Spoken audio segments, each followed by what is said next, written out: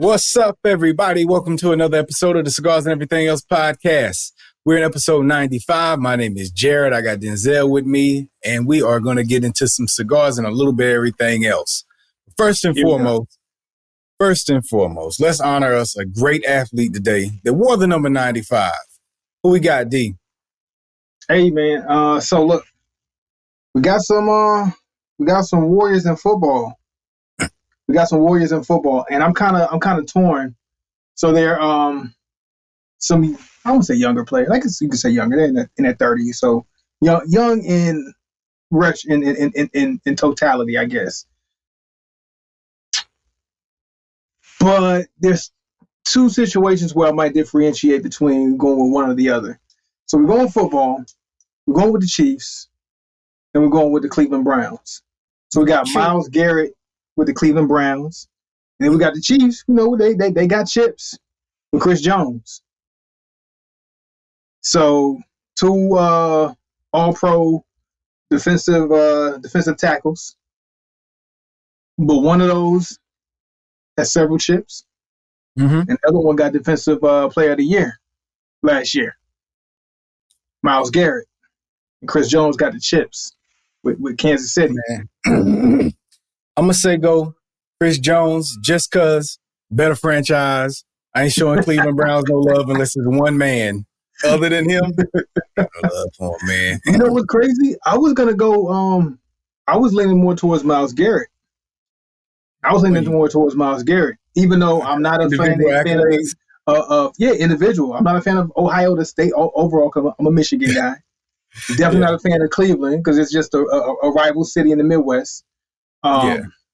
But you talk about a franchise like Cleveland, a lesser franchise. It is, even though they got a rich history, even bringing the team back to Cleveland after losing the team. They have a city that strong as far as bringing your team back. I don't think that's ever really happened in any sports franchise that I can remember that's lost a franchise I can't had a fan base that strong. Houston Oilers, they ain't come back as Houston Oilers. Houston got a team, but they're the Texans now. Yeah. Yes, the whole new but franchise. But to have a franchise like that, and then to have that level of play that you had, the individual accolade has to mean something. You know what I'm saying? To say that you're a warrior on your own, regardless of what your environment looks like. Now, can you attribute Chris Jones' success to the franchise just being the franchise, being the Chiefs, especially in this day and age? Of course you could. Yeah, of course you could. Hey, man, I feel you. Normally we go accolades based, you know what I'm saying, for the individual, man. I showed bias to a franchise who's just never. You're not a franchise guy. You're an individuals guy. I am. I just didn't want to show Cleveland Browns no love, man. Like I say, man, they got one legend that I respect, and other than that, it's like, you know, you tell me the greatest. Say what? So we giving it to Chris Jones? Oh, man, we can give it to him. But it ain't got to be Chris Jones, man. It's cool, man. I won't break my rules. I stood on being consistent, so let me not be inconsistent at this point, man. You know, so I it is what it is. I back off of that. I back off that stand. Okay. Hey, look. Either way, it's a win. Both players are phenomenal in their position. And they both gotten awarded, you know, individually, Pro Bowls, All Pro, all of that, and have had great careers to this point. So either way, with me, I'm saying Myles Garrett. All right, man, we'll go with Myles Garrett, man. We'll go with Myles Garrett. But look, let's see what cigars are going to have their bands put up in the rafters this week. Yeah. So, what will you be smoking? All right, so I went in a route. A cigar I haven't smoked before, which I don't think I've smoked before. And if anybody knows episodes better than I do, correct me if I'm wrong. But I have Olmec. Oh yeah, I know that. What's the Foundation? Foundation is the name of the company, I guess. And the brand of this cigar is Olmec. So Esteli, Nicaragua. So just to give you a quick rundown, I had a better I think the So Cigars International kind of mixed it up a little bit. Let me make sure I have what I need to have. I lost my page somehow. Oh man, give me a second. Mm-hmm. Okay, there we go. So yeah, Mexican San Andreas wrapper, binder and filler Nicaraguan, and country of origin Nicaraguan. So everything Nicaraguan except for the wrapper, Mexican San Andreas, and also the manufacturer. We have AJ Fernandez product. AJ Fernandez. I feel like I had that Olmec before, man. I recognize that band. But I don't think I've had it. I don't know if I had it on the show. I doubt I would have smoked it on the show, but maybe. Who knows? That does look very familiar, though. Curious of what your experience is going to be with that, because I don't remember much about it. Smells spicy. Uh-oh. Smells like pepper on the wrapper already. You're going to smoke that and choke. Are you going to pair that with anything? Just got a coffee. I have a honey oat coffee with almond. It look like your stomach gonna hurt if you smoke on that. Drinking that. I wasn't thinking about pairing as much today. Usually, I like to consider my pairing. If I know I'm having a coffee, I try to get a cigar that I'm think is gonna lean towards that. But I don't think this one's gonna lean towards not the way that pepper smells based on the drink I had. I wish I had some tequila to go with this pepper if I was gonna do that, or some bourbon. Speaking of, I got this tequila in my cup here. Got some añejo in my cup. And I mixed it went to this little Mexican grocery store, and I found like they got these pre-mixed drinks. It's like their version of Kool-Aid. So they had a cucumber lemonade and they had a watermelon that I grabbed. So I went with those. Now, of course, they got all the crazy flavors that you would normally get. That it's escaping my mind at the moment, like the Jamaica and the what's the other little milky one they got? The horchata and stuff. They have all the little premixes for all of those also. But this one right here is a little tequila in with my watermelon mix drink. So that should be nice. And it ain't going too bad. I probably should have put it with that cucumber lemonade. After I already put the mix in, I thought about it and I was like, dang, I chose the wrong one. That does sound like a smooth move. Hey, so what did you say you had? What kind of tequila? It's not the Blanco Reposado, but what? Añejo. Sure about that? Did I say it wrong? So last week, Saturday, right? Yeah. At one of my neighbors' houses. Of course, I'm in San Antonio, so it's just a lot of Mexicans. Oh, it's Anjo? Is that what they say? So I'm going through his bar, and I'm thinking I'm going to grab some bourbon, but I see this tequila. Like, ooh, I've been on some tequila. And he said, I got this and that. And I see this one bottle over here. I said, ooh, so what's that? And then he goes, I'm going to say it, but then he says it before me. And I'm like, I'm glad I didn't open my mouth to say it. The way he said it was so slick. He said, añejo. And I'm like, oh, okay, hold up. Añejo. We've been saying añejo this whole time. It's añejo. Añejo. Hey, doesn't it have like the little squiggly over the end? Yeah. There we go. Say it one more time. Añejo. Something like that. I don't know. But the way he said it was so slick, I'm like, I'm glad I did not embarrass myself in front of these cultured individuals. Man, añejo. I have some añejo in mind there, man. Correction. I'm a correction on every time I said it then. Forget this, man. I'm drinking my añejo, man. You know what I'm saying? I ain't about to play with y'all. Talking about a Maybach. That's a Maybach. That ain't no Maybach or whatever that is. Hey, that's a Maybach. Let me get into my stick this week, though, man. Let me take this on out this cellophane here. I got a Project 40 Toro from no other than the boy, Alec Bradley, the Experimental Series. Boom. Come on, come through. Anytime you go with Alec Bradley, guess what? Yes, you are experimenting. yeah. Ain't no telling what they doing with those sticks these days. You know, since the Suns took over, it's all an experiment. Man. You know, you kind of been running with Alec. You the one who's been running with Alec hard lately. When you run across him, you grab one. You know, so I figured, let me jump in. Let me jump in the mix. I started going through them. I'm like, which ones has Denzel not tried on the show that I can recall? I don't think this is one I seen you. Nope. So I was like, this is safe. I sent you the Texas one. That's that big boy. And I was like, that is a big cigar. That's that joint that Robert Kelly choked on in his video, and I ain't about to be doing that. You know what I mean? So I said, let me hold off. Hey, I'm not built for it, man. No, those. Okay, go ahead. What you're saying? Project 40 is the search to find a deeper understanding as to why cigars has a positive cognitive impact on the mind and body. Similar to music, cigars have a I don't want to peel the band just to say it. I'm going to have to. Similar to music, cigars have a calming effect that allows, the tape is all over it. I can't make out the words. That allows us to feel control. I can't make out the next word. All this tape, the paper peeled onto it. Control as would feel rewarded, I guess is what it says. I didn't peel it off properly. Okay. A proper blend, price, and experience has been developed for your enjoyment. Take control of your happiness. And then it's signed by Alec Robinson? I don't know. Maybe that's Bradley. Does not look like a B. But anyway, it's signed. So I'm assuming it's going to say Alec Bradley.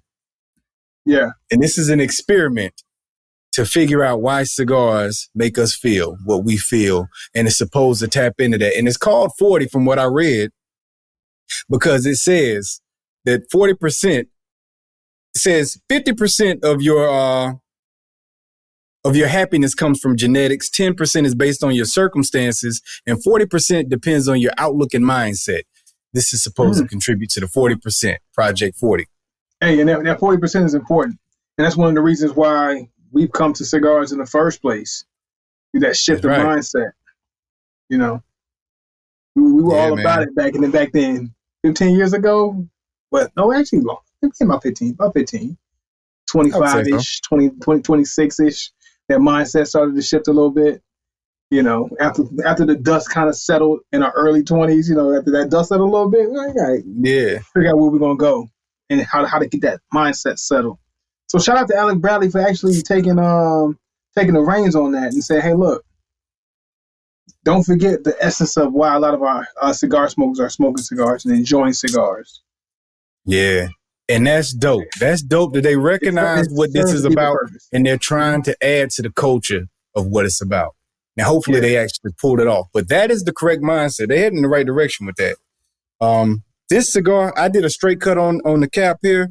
This is a Nicaraguan wrapper, Nicaraguan origin. It's got a binder from Brazil, Habano, of course, Nicaraguan filler. Those are the specs on this particular stick here. Okay. Hey, and I apologize, man. I jumped the gun on my burn on my light. Yeah, you do your thing.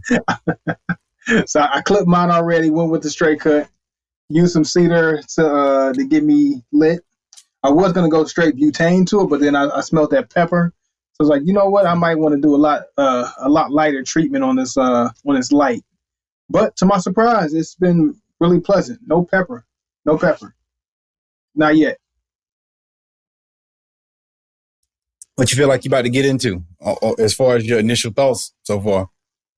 Actually, just some nice coffee. Like just nice sips of coffee. That's what it kind of feels like on the palate. Nothing harsh. Just an easy that kind of that bite of a coffee bean. That's about it. That and some wood. That cedar kind of helped too, aided with a little bit of the flavors. It got a little bit of the cedar type of taste in there and aroma. That's about it. Just a small bite of like a coffee bean. That's dope. I got a lot of cedar coming through right off my initial thought. Nothing but cedar. Interesting aroma that I haven't quite figured out what that is, but interesting aroma is coming up too, man. But hey, so check this out, man. You know, one of the things about Plasencia, and I can't remember the last Plasencia I had, the last Alma Fuerte that I had, if it was box pressed or not. And I remember saying us having this commentary on Plasencia of the only thing that they can do better is make sure that they have a box press Alma Fuerte. And guess what I picked up today? Box press Alma. Box press. Dope. Box press. I will be smoking this one this weekend. This will be my part 2 of my cigar enjoyment for this weekend, long holiday weekend. So that one's in the tub ready. I'll be by some water tomorrow, and Placencia will be by my side. Yes, that will be accompanying me. Did you find that at one of your normal spots? Yeah. So not Cigars International, but a place called Finks. So I went there, and I wasn't even going to get a Placencia, but I saw that box press. I said, yep, I got to get it. I need it. Let me have it. Yeah, that's dope. That's dope. Man, I actually found my cigars choices, and they had a different range of cigars there at Total Wine. Wine. You know what? Total Wine is not bad. Total Wine, I don't know if y'all have a Specs there. We got a Specs in Texas, and their cigar selections are pretty nice. Like, I was actually surprised, which reminds me, I need to go there. I told myself I was going to go back there a few months ago, and I forgot all about it until you mentioned Total Wine. But yeah, Total Wine, they have a decent cigar selection. My cigars that I purchase in better shape than the humidors that I normally frequent. Yeah. Really? Yeah, they good shape. Now I have one that there's one that they just do a bad job. There's another one that I prefer to go to. They do a good job, but their selection doesn't do a lot of changing. So I kind of eventually start feeling like I'm, choosing between the same stuff and having to choose something I may not necessarily want. But going to Total Wine, they kept up with their cigars equally as good, if not slightly better. And it's a whole new variety that the other two spots don't have. So I'm like, man, I got a lot of good choices here today. Like, it's putting me into some options that I ain't even accustomed to. So if you got a Total Wine in your area, I hope they're all doing equally as well, because this was good. If y'all listening in, you want to try switching it up, man. They actually, when I walked in, they had a sign that said, best cigar humidor in the world or something like that. They were bragging on their cigar selection. I don't know if I believe that too much. I don't know if it's a bad. I don't know. I'm not gonna. I don't know if I believe it either, but they do deserve to pat themselves on the back for their selection. Yeah. I thought I was like, here they go. Then I went in and I'm like, this ain't bad though. This ain't bad at all. It ain't bad. And it's Memorial Day weekend, so it's jumping out here. And people are going around with carts full of liquor and stuff inside the wine shop. I go in, it's one other dude in the humidor. Before I know it, it's like 10 of us in there. We all just crowded in here now trying to get to the cigars. Yeah. I'm like, boy, look at us. Look at the fam in here. Yeah. Hey, look, that's what's up, man. Like, that kind of speaks to that idea of what Alec Bradley Project 40. When you see people coming together, going to get their cigars, going to get their sticks, grabbing your favorites, or checking out something that's new in a new humidor that you haven't been to. And we talk about how it attributes to that mindset of why we smoke these cigars. And knowing that this weekend I'm going to take another cigar down, I'm going to go sit by the water and enjoy a cigar in hopes of finding some peace, man. In hopes of finding some peace. You know what, though? As you get older, it seems like your peace is more and more valuable to you than anything else. That ain't no lie. More and more valuable. That is no lie. No lie. I mean, it's just some things that we might have been more apt to do in younger times, and risking certain situations or certain well-being or losing some sleep because, it's just the grind of what we got to do, or certain interactions that we have because it's just trying to figure out life and wanted to explore certain things. But when it comes at the cost of your peace, before we were able to risk it, it's like, all right, whatever, cool. I'll shake it off. Whatever the consequence is, I'll shake it off. But now it's like, I ain't got no time for that, man. I ain't shaking nothing off. I need that peace. Man. Like, up front, like making it a prominent fixture in my life. Like, peace is something I value at a high level. Yeah, man. A lot of the stuff, man, I look back, a lot of the stuff that I weighed is worth the risk versus reward as far as your just peace versus whatever enjoyment I get out of this situation. It ain't the same no more, bro. It ain't the same. I look at a lot of that and I'm like, nah, I'm cool on that. I ain't about to worry about that. That's going to interrupt my peace. That's going to end up being a headache. I got invited this weekend to a jazz festival going on out here. Okay. Sound dope. But when I get to thinking about the actual process of having to, get prepared, get ready, go drive down to Atlanta, find parking after paying $30, sit in traffic, first of all, to get to the area because it's going to be swamped. Then you got to deal with overpriced parking, $30 to park. Then you got to try to figure out how to get through all of this chaos that's going on to get to where you're going. Then you got to try to find an area that you can get comfortable. And then you got to worry about all the crazy people you're going to be around and what they capable of. And then the weather. You never know what the weather going to do. It's like, man, this town like too much of a headache. I'm cool.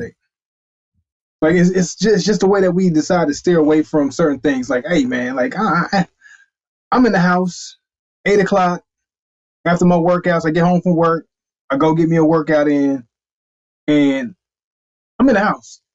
Especially even if it's on a weekend, I'm in the house. Weekday, you definitely ain't seeing me outside unless I got to go to the grocery store for something. Or go to the CVS up the street for something. That's about it. Yeah, I mean, I did go to Cigars International to enjoy one night out with the, all the cigar smokers enjoying some cigars. And that was cool. But that was one time. Next time, might be like another 8, 9, 10 months before you see me out and about doing something like that. Yeah. You know what I'm saying? You know what's funny about that? Of environment, a peaceful environment like that. What's up? Sometimes there are times when I'm stuck at home for a long run, you know what I mean? Just like weeks or something like that. And I ain't been out in a while. I think to myself, man, I should go out. And then when you find yourself going out, you like, this is what going out is. Why did I go out? Like, yeah, this is going out. Like, dang, I ain't need to go out. Why I go out for, man? This ain't much.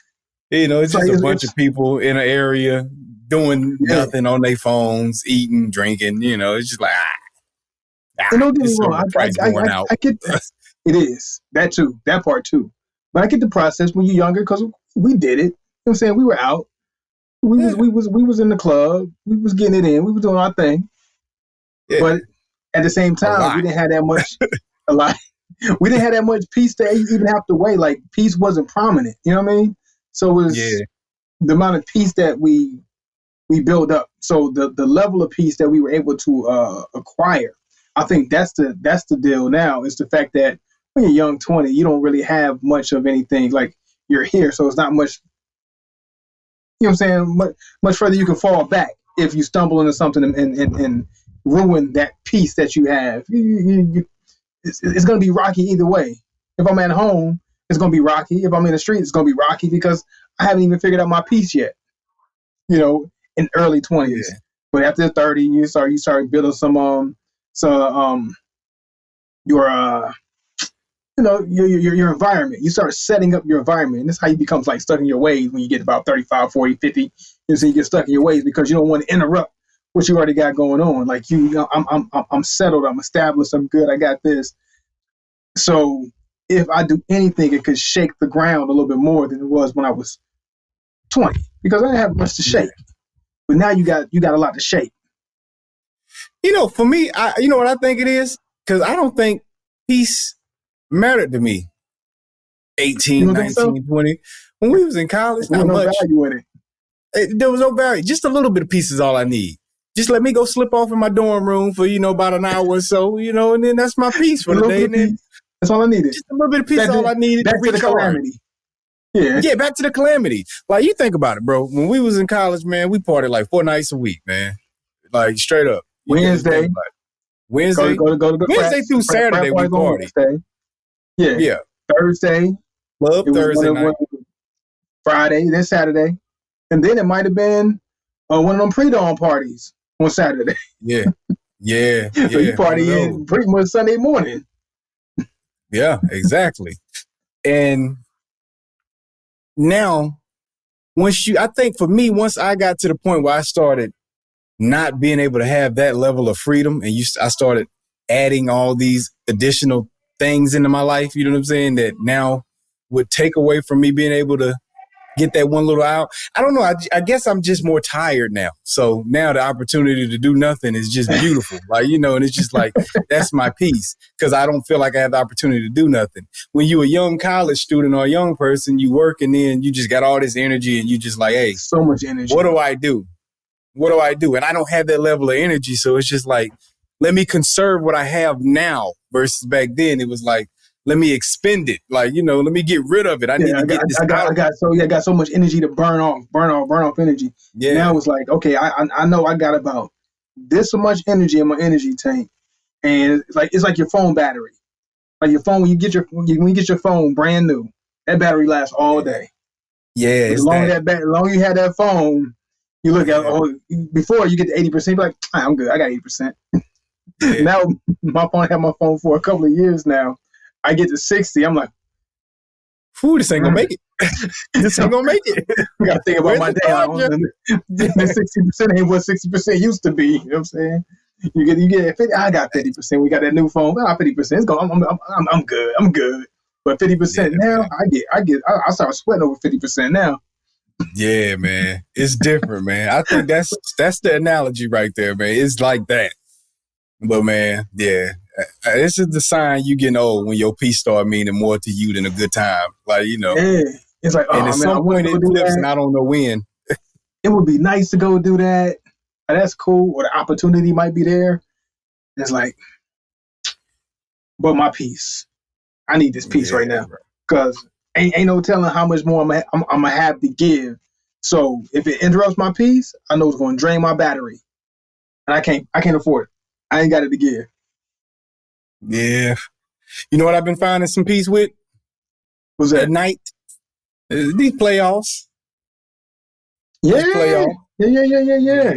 It's been some fun games to watch, especially Dallas and Minnesota. I feel bad for Minnesota because my God, Minnesota. So close. They keep blowing the lead, man. Like, I mean, they have given away some big leads in both games, man, and losing at the wire. Yeah. But it's like they can't get a rhythm, man. Like, I mean, they got a rhythm obviously to go run these. It's just closing out. The rhythm to close out. Man, the shots ain't falling. Yeah. Yeah, it's the rhythm to close out. But you know what? If they don't make it to the finals, like we said before, just if they lost against Denver, it's only going to help build Anthony Edwards' story. Yeah. You know, he gets over the hump with Denver, knocks off the reigning champs, but then gets to the semifinals. But then you got Kyrie, and Kyrie's already a champion. Luke has been around for several years. You know, they've touched the mantle. They've been close enough before. So this is not their first time on this stage and this level. So it's like, okay, if he doesn't make it, it's just another notch in his story. That's how I feel. That's how I'm choosing to look at it. Even though I want to see Minnesota get it, which is I've never rooted for Minnesota, even back when they had KG and Stephon Marbury. I never rooted for them like this before. But I'm rooting for them now. I like that duo, though. I did like that duo. Mm-hmm. I was a fan of that duo. Mm-hmm. Yeah, but I'm rooting for him too. It's funny. I've been cheering for him. My son, he going for Dallas, so like we've been against each other. Right, and then right in the house. Yeah, right in the house, man. We've been going at it, man. And Luka hit that 3 to win the game, and my son was like, "Yeah," he was like, "That was fun, Dad." And then went upstairs. Like, that was fun. You saw what you wanted to see happen. Hey, but check it out, man. I saw somebody have a take on this, and it was like that Kyrie's about to cement Luka's legacy. I didn't like that take. Kyrie's gonna cement Luka's legacy? That's what they've been saying. Yeah, like Kyrie's carrying him. I think Luka's carrying his own. He's carrying his load. Luka's that team's leader. Like, you know what I'm saying? And it's clear to me. Like, yeah. Emotionally, skill wise. Getting the players involved, doing the heavy lifting. You know, Luka's doing it all. He's doing it all. So yeah, definitely Kyrie's not cementing his legacy. Of course, he's going to be an aid to help cement his legacy. Definitely. It's like he helped with LeBron. You know what I'm saying? Kyrie hit that clutch shot to help LeBron get a chip. But guess what? That chip's going to weigh heavier on LeBron's resume than it weighs on Kyrie's resume. A lot more weight on his. So it might do the same. So if they're saying in the and the idea of how it affected LeBron's legacy by him helping LeBron win the championship, that the weight on of what it carries for LeBron means a lot more than what it carries for Kyrie, and it might look the same for Luka as it carries for Kyrie. Playing second fiddle, and I know Kyrie hates that. Yeah, and he plays second fiddle in both scenarios, but But so I feel like his fiddle was a little bigger in Cleveland. You know what I mean? Huge fiddle. Yeah. Yeah, huge fiddle in Cleveland. And Dallas is a big fiddle too, but I mean, like, it's gotcha. Yeah, go wipe it off. Yeah. But no, I feel like Luka is, I don't know, man. He just leading, and it's very clear. Like when Bron and Kyrie was there, it looked like 1A, 1B. You know what I mean? Like but Bron was clearly 1A. Like, I don't know, man. I just feel like it's 1 and 2 in Dallas right now, man. Yeah. Like, I feel like this is an older Kyrie, and he's, he having big moments in the game. He did most of his points in the second half in this game too, but he missed 2 big free throws down the stretch instead of being the guy to hit the big 3 down the stretch. You know what I'm saying? It's a little different. Yeah. But the weird thing is that, like, it's like, honestly, what does it take to be legendary? You know what I mean? Like, you help carry another legend, and then you're helping to carry another potential legend. He will be a legend. Right. Luka's gonna go down as a legend. Definitely is. Definitely, especially the way they're showing out in this series. It's like, man, what does it take? You know what I'm saying? What does it take to become legendary in this world? To look at it and say your accolades are good enough, your skill level is good enough, you've done enough. Like, how soon do we forget? Like, we have short-term memory, and it's hard to build to that legendary status, even after you've done so much. That's a 2-part question for me, because 2-part conversation for me anyway, because I want to touch on the Kyrie thing. Kyrie has an interesting career because he will be remembered as one of those guys. He's going to be one of the legends of the NBA, but will he really be properly ranked? I don't know, because he never really was the top guy. So here's the thing: like, if he as weird as that is, as great as he is, like, go ahead. If he wins with Dallas, you got to put him over. You got to put him over KD. And I think in most people's mind's eye, you don't put him over KD. Yeah.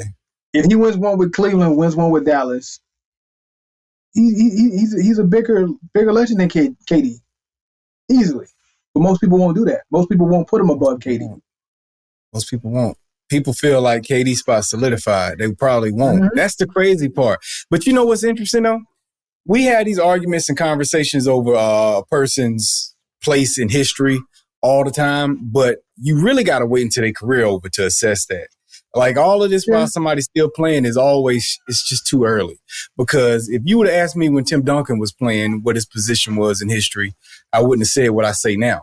Now that I'm able to sit back and reflect on it and look at it, I say he's the greatest power forward of all time. I wouldn't have said that when he was playing. I would have never let that out of my mouth when he was playing. But once the time goes by and it's like, okay, you're able to come out the moment and not have, like, your head clouded with being a prisoner of that moment. But check this out. In boxing, for instance, people say Floyd was the greatest ever when he was going, but now that we're out of that, we can step back and be like, okay, that was really good, but maybe what Pacquiao did was greater, coming up 8 divisions versus going undefeated. Like, you can start kind of assessing it different. What makes me nervous is this. You come from an era of where people feel like they have to watch the whole thing play out before they can start placing people where they fall in status.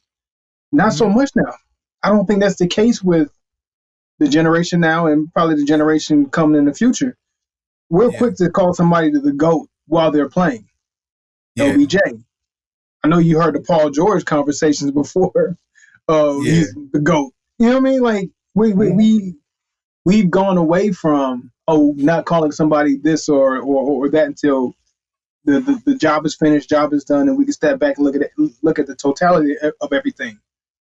They're putting people in places. Oh no, this is the greatest I've ever seen. So this is the greatest. You know, We had to talk with Mike Tyson back in the 80s, 90s, but we kept it in the current. We always looked at Muhammad Ali, that's the guy. That's the GOAT. Yeah. Let's watch Mike Tyson's career still play out, even though we were looking at him and championing him in late 80s and saying, like, yo, this boy is bad. Iron Mike Tyson. But I don't think anybody necessarily made him solidify. He's the guy. Right? So we were still, even though we were still having those talks back then, we were still waiting. But now it's not so much. Now it's they're putting people in places and kicking the legends out, kicking those people who already done the work and saying, nah, he's not the guy. This is the guy. I mean, because this is what I'm seeing right now. But that's a good point that you make. You look at Kendrick Perkins, one of LeBron's biggest supporters. He's kind of changing his tune a little bit, because what happens is you start jumping the gun before the career plays out. Then you start getting closer to the end of the career, and then you start kind of reflecting on everything and putting it in perspective. Then you can be like, you know what, maybe I was a little hype in the moment watching that, but yeah, that is kind of bad. He got all his coaches fired. You know what I'm saying? So you have to let things play out. Now he's letting it play out. He's like, ooh, that hurts your case for the GOAT. That's a bad look. But there are other bad looks in everybody's career, but you have to kind of step away from it and let it play out, let it finish. And then once you're not emotionally attached to it, be like, all right. Yeah. All right, you know what? Yeah. In retrospect, that wasn't good that happened. You know, we probably should. And that's why I feel like we have the more valid opinion when it comes to the greatest of all times, right?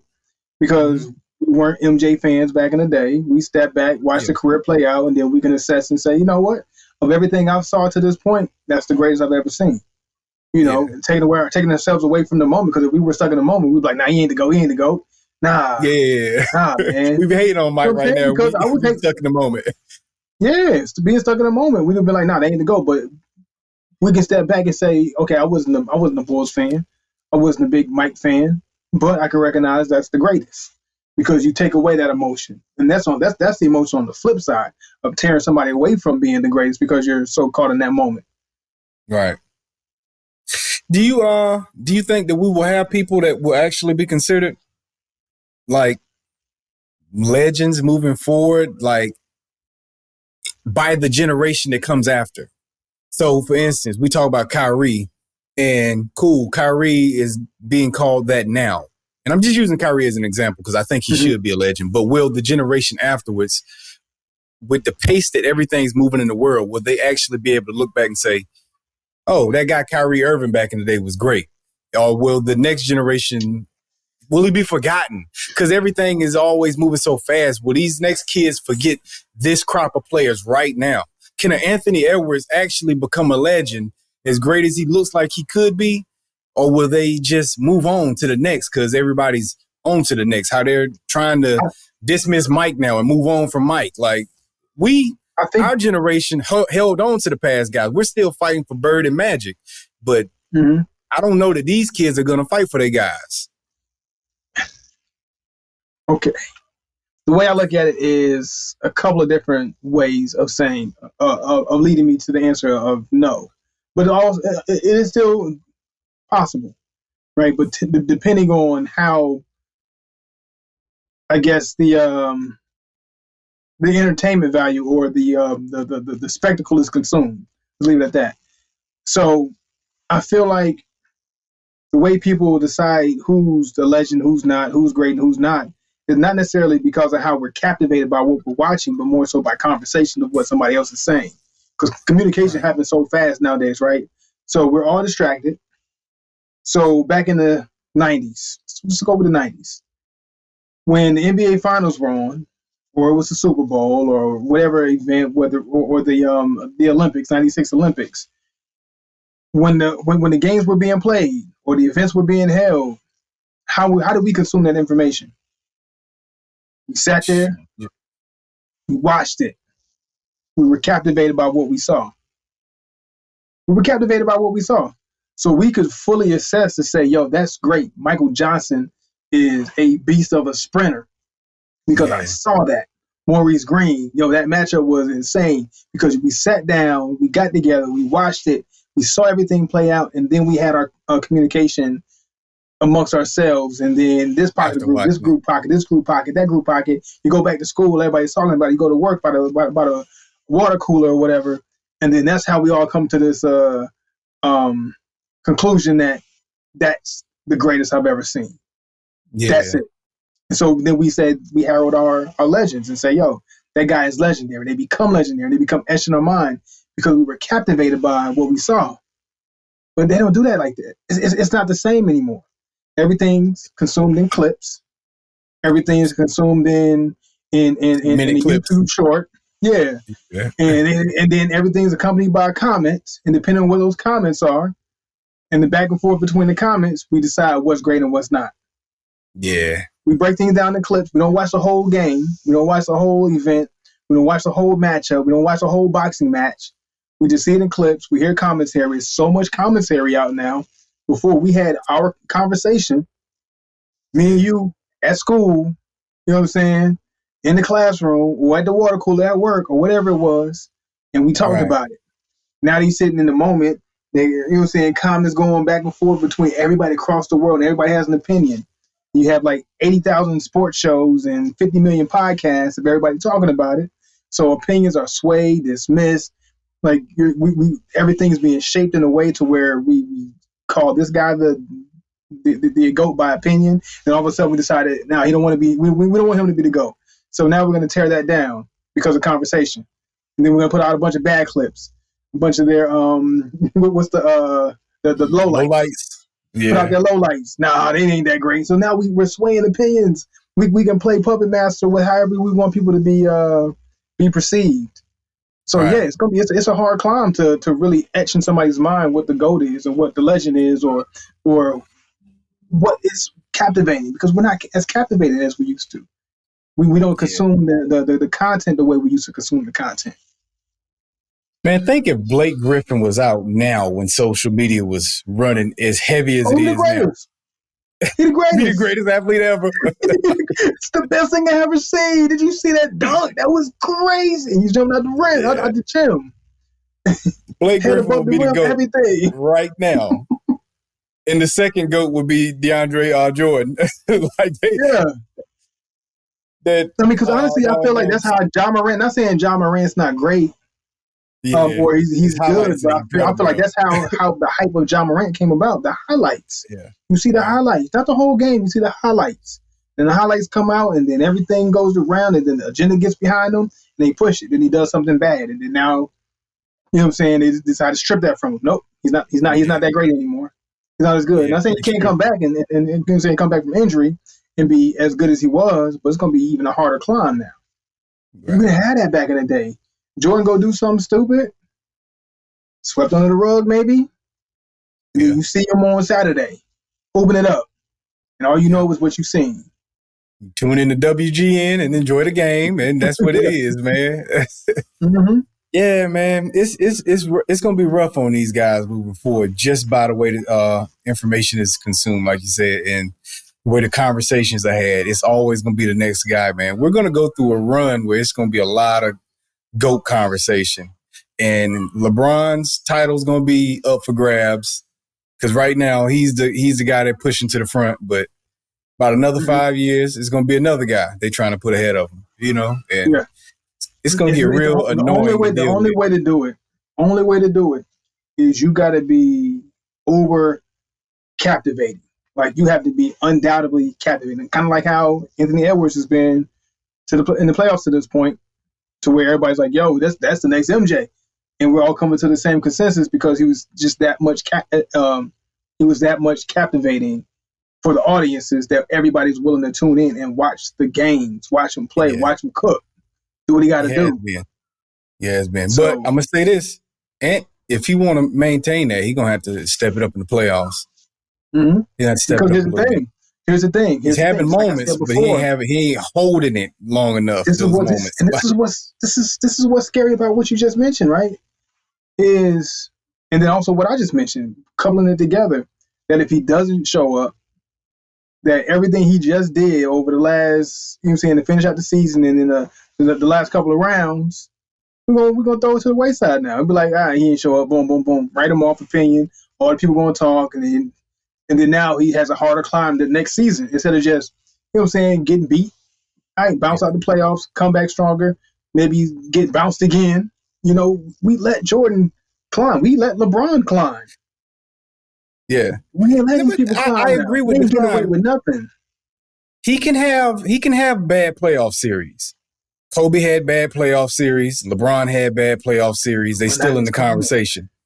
But that's their climb. But even then, we watched Mike get beat up by Boston, but go for 63 in the Garden. It's in how you get booted too. And Ant he's been having some rough moments in it.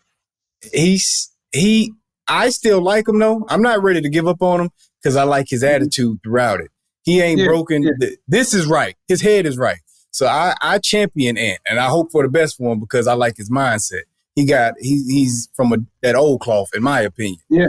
But he got to show some consistency in playoffs. So you do got it. And that's the thing. Like Jordan, he did his thing, but he didn't do it in the way that things are consumed now. He didn't do it in this environment in today's world. LBJ, Kobe, they didn't do it in today's world. Ant-Man's doing it in today's world. If Ant-Man was doing what he's doing now in the 80s and the 90s, no problem. No problem how even if you get bounced out without a great show, or if he shows out and get bounced out, the legend still builds itself. Like you can still build your legend in the 90s. I agree. Now it's hard to do it now. You know what I'm saying? Because it's so easy to write people off. You're under a microscope. It's too easy to get written off. Yeah. One bad show, one bad game. If he shows up one game and lays an egg, you know what I'm saying? Yeah. Then the whole story becomes this. You know, the whole narrative switches where it was going. But I agree with that, man. I agree with that. Hey, man, I have written people off myself in the past, man. You know, just to change gears on you, I have written off a guy by the name of Terrence Howard because he said 1 × 1 is 2. You know what I'm saying? So who am I? I mean, who would not write him off? I'm pretty sure. What's old boy's name? Neil deGrasse Tyson, whatever his name is. Yeah, Neil deGrasse Tyson. Sure he wrote him off. He wrote him off too. He wrote him off too. He said, "You need to go to somebody else for that bull. If I ain't about to deal with this, if you can't figure that out, I can't help you, brother. You need to go talk to somebody else." Fair enough. That was a proper response. To me, it was because you send me some paper for some critique and you leave with that, I'm writing you off too. Like back to the drawing board, homie. It ain't working. Yeah. So check this out. So speaking of Terrence Howard, man. So I don't know. You've seen the whole Joe Rogan, or you heard of it, right? Yeah. He's getting a lot of credit to be a genius after this Joe Rogan interview. He is getting genius treatment. And I looked at the video, and I think it might be Joe Rogan's highest viewed podcast to this point. Okay. It's definitely the fastest because it had like 6.5 last night when I looked at it. And I'm going through Joe Rogan's podcast, and he had a couple that was like 1.5, 2 million, 3 million views, but nothing that was around 6.5. So if he had ones that hit anything close to 6.5, I'm pretty sure it didn't go that fast, right? It didn't climb that quick. So that kind of tells me that people are looking at it, either they're looking at it like, yo, somebody, y'all got to look at this, or they look. But I went to the comments, and it's like people are like looking at Terrence Howard like, yo, this dude's a genius. I'm glad he unlocked this and blah, blah, blah, blah. Like he let him cook. Man, he's going in. Like, I don't know about that, right? Because we heard Terrence Howard speak before, and the whole 1 × 1 is 2 deal and his logic behind it. I wrote it off. So I'm seeing the interview pop up and I'm writing it off. I'm not paying any attention. This is dumb. But then you know who Lou Young is, right? He does all the parodies of people and stuff like that. Right? So I'm seeing him do this parody. And I'm like, yo, he's just talking about all this stuff and making like no sense. I'm like, I know that's exactly how, because he's accurate when he does this, right? Like super accurate when he does these parodies or these impressions. And I'm like, I know this exactly. It's exactly how I know he was probably talking like that. And it's like a bunch of nothing that just sounded like he was trying to say something. But and I like to think that I'm a pretty intelligent person. I'm not the smartest man in the room. I'm not saying that, but I feel like I'm pretty educated, and I can pick nuggets from a conversation that might even be above my head. Yeah. But I'm like, yo, this man just talked for 30 minutes, and I literally sat there and watched it for a good 30 minutes. I'm like, what did you say? Like, am I that far like away from intelligence that I'm not picking up anything that you're saying? Like nothing like stuck as far as making sense. Yeah. Hey man, I think that I don't know, man. I feel like Terrence.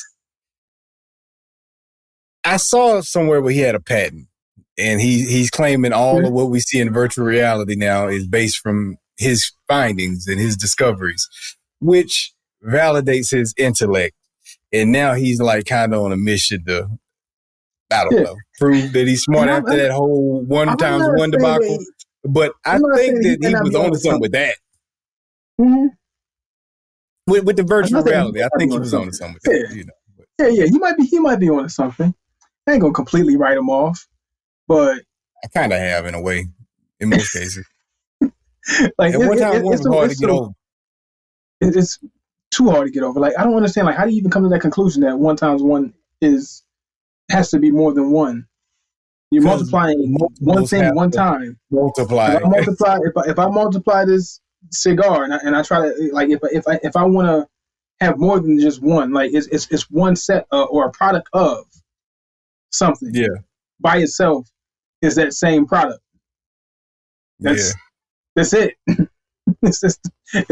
can't forget the word product in a times table. Yes, you're multiplying something, but then you're getting the product of it. I don't understand how this cannot, like, I don't get it.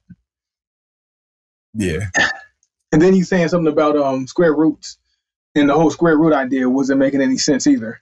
I don't know if you want to get into all of that, but the whole square root thing, it's like you're looking at square roots completely wrong. And I think he was looking at because what was he saying exactly? But it was like he was looking at it as the multiplication process, but it's actually the divisive process when you get a square root or something. I don't want to get into all of that, but it wasn't making any sense. It's like, dude, you're explaining square roots backwards. He's trying to nitpick. He's trying to find points to nitpick to say where it's flawed at, but he's definitely approaching it wrong. The system's not flawed. It's correct, but you're trying to find something that's not there, and anybody can nitpick the semantics of stuff. You know what I mean? But like, it don't mean that it's right. Like, you know what I mean? Like it's. You can draw whatever kind of conclusion that you want. Yeah, and there is a such thing as overthinking, and I would like to see a lot of these geniuses respond to him. You know, because it seems like what I'm seeing in these conversations or in the comments are just, you know what I'm saying, regular people like myself, and I guess they're drinking the Kool-Aid, buying into what he's saying, and like, yeah, he's on to something. He's unlocking a whole other dimension, which he very well could be. I don't see it. But I want to see somebody who is, you know what I'm saying, these people who are producing these things, like in this virtual reality world, this whole meta thing, people who have conquered, not necessarily conquered space, but we haven't even conquered space. I want to know if I want to get into that conversation about the whole moon thing and this whole thing about space that's not seeming to be what it actually is. Actually have a conversation about it or comment on it or have some kind of dialogue behind it. It's like really break this down for me. To see if he is onto something or if he's completely off base, because to me, it's completely off base. Is he trying to say he's coming up with like a new math system? Is that what he's trying to say? Not even just a new math system, but it's just the process of the way we think about things and what we have been told systemically is incorrect. And the way we've been approaching math and science is completely incorrect. I won't argue that, but you know what I mean? You have to have better proof. I think, yes, you have to have proof, first of all. The only reason I say I won't argue that is because we're constantly evolving the information we have anyway, as we get new technology and we improve upon figuring things out and how we judge stuff. We figure out, okay, that was wrong. Like, okay, we have in our mind that the moon is 220 some thousand miles from Earth. And maybe it is that, you know what I mean? But like, maybe they'll get some type of better technology and they'll say, oh, we was off a little bit. We was off by 10,000 miles. You know, now we find out it's this. Even then, what does it truly even matter? Because, I mean, he went back and he corrected something. He said the Earth moves away from the sun. I think he initially stated 6 inches a year. Then he said, no, it's 0.6 inches a year. I'm like, what difference is 6 inches and 0.6 in that? What's with objects that big in this infinite sky? And if it's per year, that means if I live to be 100 years, and if it's 0.6, the Earth moves away from the sun in 6 inches. I don't think that really changes my life too much. Yeah. How many centuries or how many millenniums are going to be affected by that? It's right. Okay. I don't know. Maybe it might be an enormous effect, a catastrophic effect. I don't know what 0.6 inches does as the Earth moves away from its heat source, light source. Yeah. If I move something 0.6 inches from anything, like, it doesn't really make that much of a difference unless you're shooting a gun. Yeah, that's true too. But you know what? Okay, in relative to that, yes, it's like, okay. But you're talking about something that small. But we talking about something as big as Earth and space. Yeah, that's the equivalent of less than a piece of paper, probably. You know what I'm saying? Yeah. Like when you expound out that wide. But, you know, okay, I'm just saying, because for that reason, I think that he could be onto something with the idea that, yes, we're looking at things from the wrong point of view. Eventually, time will tell that we were looking at something from the wrong point of view. But that doesn't necessarily make what you're saying right either, is what I'm getting at. Like, just because we haven't figured out how to look at it. Ultimately, none of us know how none of this stuff works. It's all just a bunch of theories and stuff like that. Eventually, we're going to find out we were wrong about gravity somehow. Like, you know what I'm saying? Like, we'll figure out, okay, we was this much off on this. This actually works this way. Like, but look, is it close enough that we've been able to have technological advances? Yeah. Is it close enough that we're able to sustain our living for several centuries and, you know? Yeah. I think we're in the ballpark for everything. We're in the ballpark. We probably off. We're probably off. But yeah. Close enough. Yeah. I'm good. I'm good here. I'm good. Yeah, but ultimately, yeah, I wish some geniuses would waste their time responding to it, but they probably won't, because they look at it like, this ain't worth my time. You know? So if he was on to something, they would all be coming out the woodworks right now. Put it that way. More than likely. If he's going viral like this, it's crossed some people's paths. Some physicians, hasn't crossed their path inadvertently. I'm pretty sure somebody has pushed it in front of them to say, "Hey, let's check this out." Who was the guy saying? What do you think? I'm pretty sure this happened in some circles. Yeah, but apparently I'm not as smart as I thought I was. Shout them out. Yeah, shout out there, man. But man, let's get into the reviews of these cigars, man. All right, man. Look, I'm gonna go first, man, because I am pleasantly surprised. One, I'm surprised for happy that my pairing went well. I thought it was going to be a huge clash. I didn't think I was going to have a pleasant experience because of the San Andreas wrapper, the smell. I was kind of the aroma that I was getting off the wrapper itself. But the way it smoked like a nice, easy, creamy, coffee-driven smoke. I don't know if it's just the coffee that's on the palate that is just making it seem that way, but whatever it is, it paired just fine. It paired perfectly. So with that said, creaminess on the smoke, nice, rich, thick smoke. I don't know if you guys were able to see it, but nice, rich smoke from the cigar. Gave me a nice vibe, a good aroma. A little bit of pepper did come in as the cigar kind of got into that second third. I did make it to the second third on the stick.